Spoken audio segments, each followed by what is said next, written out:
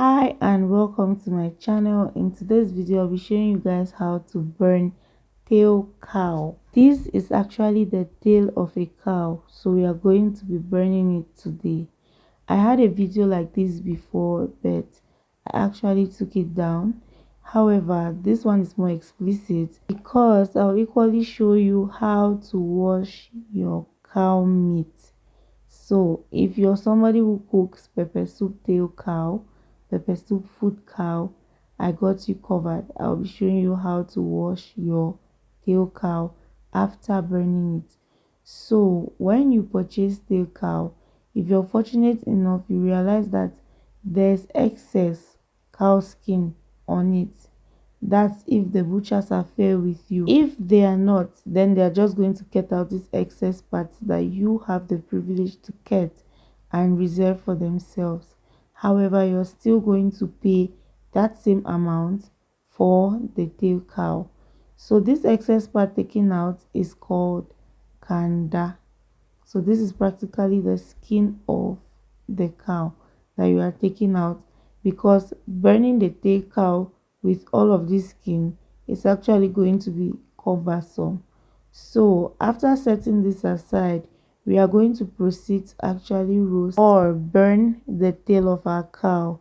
So as you can see, there's a lot of fire underneath, and this actually takes some time to actually get ready.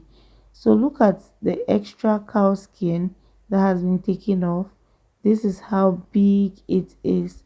So setting it aside, you will see how to roast it in due time, or burn it, I'd rather say, in due time. In most slaughterhouses, for example the Limbe slaughterhouse, I have a lot of vlogs where there's a section reserved for the burning of tail cow, cow skin, and even foot cow. They equally go as far as washing it for you. I have a lot of that. So the reason why we're actually burning ours at home is so that we get the opportunity to burn it properly and to be sure that we have done a good job.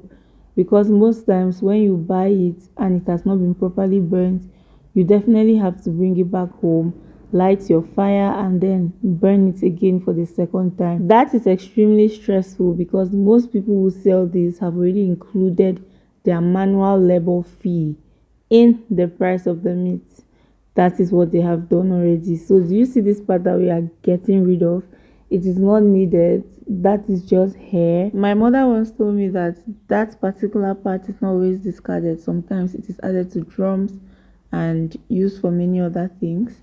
So we are done burning our tail cow, because as you gradually proceed, you finally find yourself at the tail. So since we do not need this particular hairy part of this cow, we are just going to let it burn on the fire. Well, that's extra charcoal, so we are just going to burn. And as you burn, you scrape. So when we are done burning, this is what we have, and we are just going to put it in a bowl and transfer water. Now everything is self-explanatory, and I hope you guys are actually watching too. So if need be and you get to a point where you have to burn your tail cow or foot cow, note it is the same process and it is just fire and patience. So after burning our cow skin, known as kanda, this is what we have. It is actually going to wrap in the most unusual and funny manner. So you are actually going to help it fold itself properly. This is so that it gets burnt properly and equally does not occupy so much space on the fire. So this is how it is. When coming to burn cow skin, please wear your least favorite clothes, because it is actually not an easy task. And you have seen in most of my vlogs that people do not just dress nicely and come there. You actually look like smoke or dirt at the end of the day. So that's a bonus tip. And whenever you are actually roasting, make sure that there's a knife at the corner that you're going to use to scrape. Well, you are the one doing that for yourself, because if you burn this at the slaughterhouse, nobody will scrape it for you unless you pay them to wash it for you. Imagine burning one of these and you earn yourself 500 francs to 1,000 francs, Or just imagine soaking it in water and washing. Not really washing it to perfection, but just washing it. So this is actually a lucrative business if you do have the patience. And the problem most times is not the money to pay for people to do it for you. It is the satisfaction that you will derive at the end of the day upon completion of the job. Always have a rag on standby so you can use it when you actually want to burn your cow skin. There are some times that you buy cow skin and you realize that it still has a lot of hair on it, which is really not a good thing, because mind you, if you buy eru and you are eating it and you discover that your kanda has hair on it, you might lose your appetite in a minute. So trust me when I say doing this yourself at home, if you do have the time, is very much good. If not, then you can actually pay for it to be done under your own supervision. So make sure that when it is being done, you are cross-checking if everywhere has been burnt. So there is another method of this, which is inserting sticks into it so that that part is going to burn properly, because once it wraps, it is difficult to open it so it can burn. So this is another trick.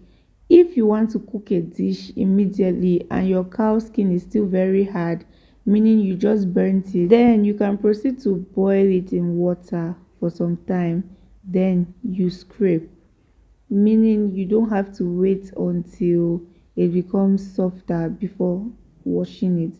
You can just boil it in water and then you scrape. Then proceed to just soak it in water. That's if you still want to. Now for a tail cow proper, as you can see, it has actually reduced in size and the meat looks somewhat cooked. So you're just going to grab your machete and chopping board, then you're going to cut it or chop it into smaller pieces depending on the sizes you prefer. There are two things you can use to wash your cow meat, which is either an iron sponge or a new brush designed solely for the purpose of washing. Thank you guys for watching, and I'll see you.